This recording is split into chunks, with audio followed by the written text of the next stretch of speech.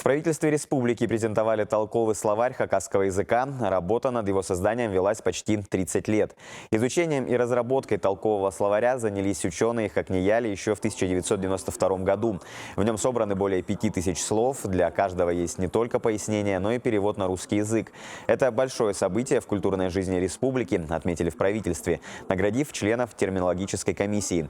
Благодарственное письмо получил корреспондент редакции национального вещания ГТРК «Хакасия» Алексей Баргаяков. Сегодня при поддержке Министерства национальной политики уже издано 1300 экземпляров словаря на сумму более 1 000 000 рублей. Он поможет решить споры, касающиеся грамотности официальных надписей на организациях республики, перевода географических названий и прочей терминологии.